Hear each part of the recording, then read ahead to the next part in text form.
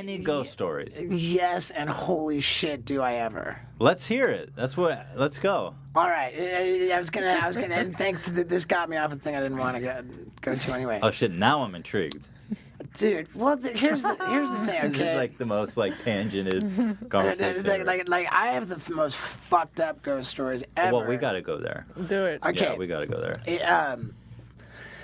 When I was doing drugs, okay? Yeah. Like, I did drugs to the point where I was hearing voices, okay? Like, it's called, the technical term for this would be psychosis. Where Just a total mental. and what's so peculiar about the phenomenon of psychosis, which is characterized by auditory hallucinations where you're hearing voices, visual hallucinations. I was watching people walk around my apartment, people who were never there. I was watching them walk through walls. That's they staged like an intervention on me at one point. I had fucking an apartment full of people who were there to have a formal intervention, but they were never fucking there. Were you aware that they weren't there? Dude, at I the watched time? them. I watched some motherfucker. Did you think it was real, or were you aware? I knew that it was you real. hallucinated? I knew it was real, and to this fucking day, it was real. To this felt fucking that day, real. it was real. But in retrospect, you're like, that was obviously a hallucination. Totally fucking spiritual entities that are Okay. right now. So this wait, is you why don't think it was a hallucination? You think they were real spiritual entities? the fucking line is completely blurred. Okay, The line is completely fucking blurred, and I think that the reason why I'm seeing them as hallucinations is because they're real. Do you think that the drugs open your mind? I think the drugs. That's why I'm like with psychosis, like meth, meth will do it.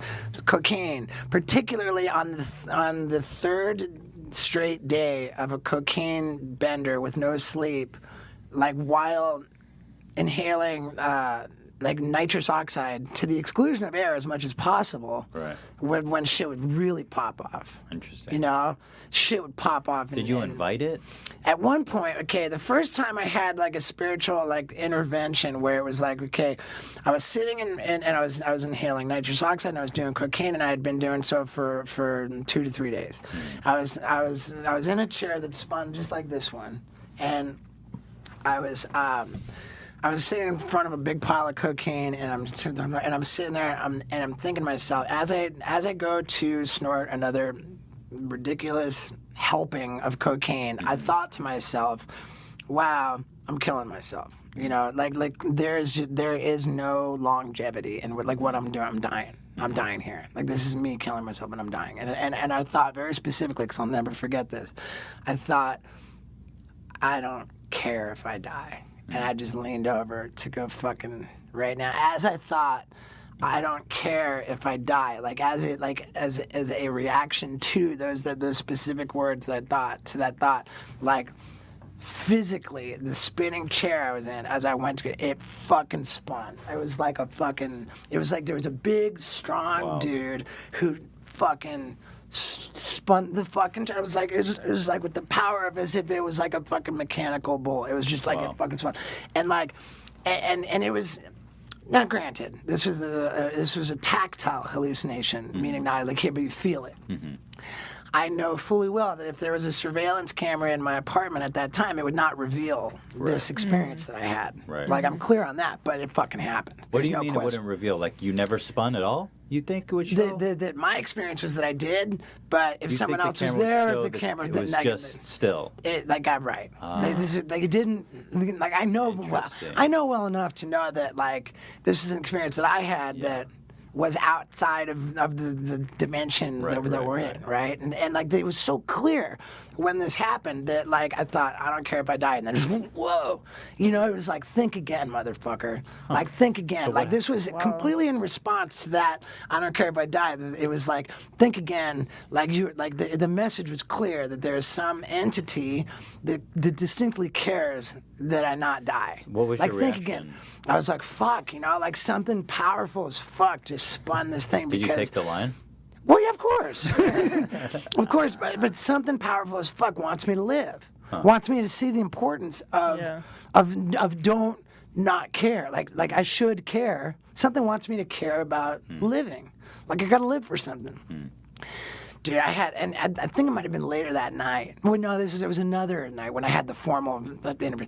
Dude, I had a shoe sponsor, and there was these cubby holes, a whole wall of shoes, and like the mess, the in my apartment, shit was just going off, and all these shoes were sitting there like tapping their toes, like, okay, throw away the drugs. They're all impatiently tapping their toes, like, okay, throw away the drugs. Oh my God. Like, and I'm just watching it happen. And all this shit, it's like, okay, wait, hold on, is that happening? And I would think, that's really crazy that that's fucking happening. And I'd look again and like, yep, sure enough, it's still happening. Like, totally. Like inanimate objects were communicating to me. And now they're... And again, you feel like in that situation with the security camera, the shoes aren't moving. Correct. Yeah. 100% correct. And so like it's spiritual entities, ghosts, like whatever, like my spirit friends. There were different classifications of them. There were angels, clearly angels that cared about me living, and they would even say in my ears, like, "Hey, we're worried about you. You know, like, like you're killing yourself, and it's not okay." And they were very loving and angels, and they were like rooting for me. That's like really what I prayed to this day. Like you know, like when you go to rehab and they say you have to have a higher power, like you know, like whatever spun that fucking chair is just I pray to that. You know, something that cares about me. So there were the angels. Then there were demons. For sure there were demons. Like the voices were telling me like fucking suffocate yourself to death. They were urging me to kill myself. And it was like super dark and gnarly and super scary. Then and I would probably classify this as demons as well, but much more fun, like trickster spirits, like shit. They would just fucking entertain me. That same chair that I was in, right? Like the spinning office chair, which was I had a big dining room table like this with the computer set up with the TV on the wall, and that fucking chair while I was in it just caught fucking fire, just engulfed in flames, and the flames didn't hurt. It was just there showing off like cool shit for me. Like, and I was just like, whoa, the chair, and I'm checking it out. Like, sure enough, it's on fire. The whole fucking chair is just on fucking fire. And I'm like, whoa, fucking cool. I just wanted to do more drugs and pile more. That's why I classified these as demon spirits, because they just, tricksters. Enabling you. They wanted me to, I loved it. So all this fucking shit was so cool. There was so much of it. Like, lights that were never even there, ever, were just flashing. It was a fucking light show, just like bomb, bomb, bomb, bomb. The curtains are opening and closing on their own. The whole place is going fucking nuts. And I'm like, whoa, this is the fucking coolest party ever. Like, and I just want to do more drugs to keep the shit happening. I had this. That's insane. That didn't scare you? Like, I loved it. I loved it so much. At certain times, it got scary. There was a lot of fucking dark, creepy, scary shit that went down too. Like, were you by yourself usually when the show was going down? Always. Just you, party. There were a couple times, but the other person, if they were there, they wouldn't be privy to it. It would be like, you know, there are like rules for the spirits. But I had this. What are the rules? They're not supposed to interfere with. They can't physically affect. They can't like manipulate, like they can't interfere with free will. They can't like manipulate things to alter the course, you know. So really they've got like those rules you learned from interacting with them. Yeah, and they weren't supposed to like say anything. They're like, and it's like the committee, and you can hear them kind of, you know, but like. And they're in another thing, but if you do enough drugs, that's why the same thing happens if you're on meth as if you're on coke, or even like sometimes the alcohol. Like all roads lead to the same place. If you do enough drugs, if you fuck yourself up enough, even PCB, like you erode the barriers between us and these entities, you know, and then you start experiencing. That's why I still believe it's real, dude. And dude, I had like some of the other trickster shit was fucking badass, man. Like, I had this globe, like the Earth, and the base of it I drilled to a skateboard, and then the skateboard I drilled to the wall, so the globe is coming out, protruding like this. I sat there and looked at that fucking globe, and I watched my own face, like the liquid Terminator in the globe, like came pushing out. God. It came pushing out like the fucking globe is, and my face came pushing out, and then started headbanging. The globe's going boom. And you weren't scared. You were like, I was like, whoa, like, whoa, yeah, yes, God, can yes. you imagine watching Dude, back I got tapes? goosebumps. I got the gnarly Julius Guzman. Can you imagine watching a take back of you? Like, Oh yeah, and I would make my own Can you videos. imagine that? Dude, like I would make You my would own. film it. Oh well, yeah. I mean, like Do those exist You would, still? oh yeah, dude. There was a whole documentary that was made about my downward spiral and psychosis, and ultimately to my and that intervention. footage of you like interacting. Yeah, with and dude, spirits. what the footage reveals is me reacting to a lot of this stuff that like it's not There's there. nothing there, It's yeah. not there, but you can tell. I'm like, whoa, Totally in whoa, you know, and I'm like, Wow. yeah. So I mean, there's a million That's fucking things, that dude. So is what is it? crazy. Okay, so in this world where these spirits are real, like what is their motivation? What are they doing like on the other side? And why is it so compelling to them to come interact with people on drugs? I think that it's the people who are on drugs that they have They're access receptive. So what's to. They have enticing access to them? like the. They get like a signal. They're like, I can talk to this person. Well, yeah, they don't have access to.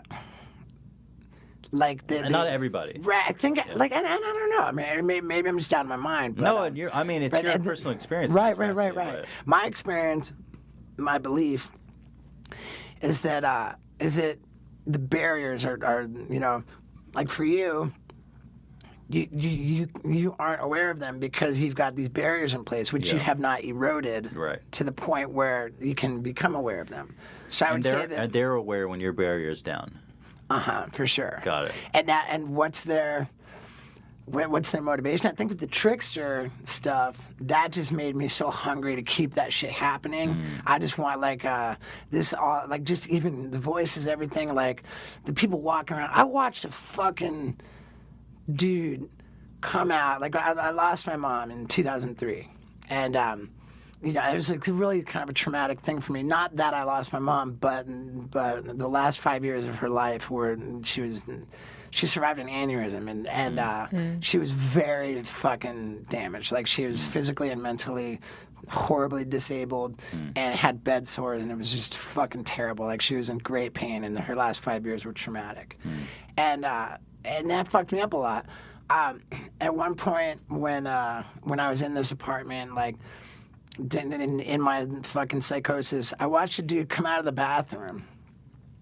He walked right behind me. He stopped, and as my interpretation, he went like that, right? Which I interpreted to be like he stopped and fucking paid respect to my mom, and then turned. He kept walking through the apartment. I watched this fucking dude pick up the bong, take a hit, blow out smoke, put it back, and then fucking walk through the wall. The motherfucker was never there, dude.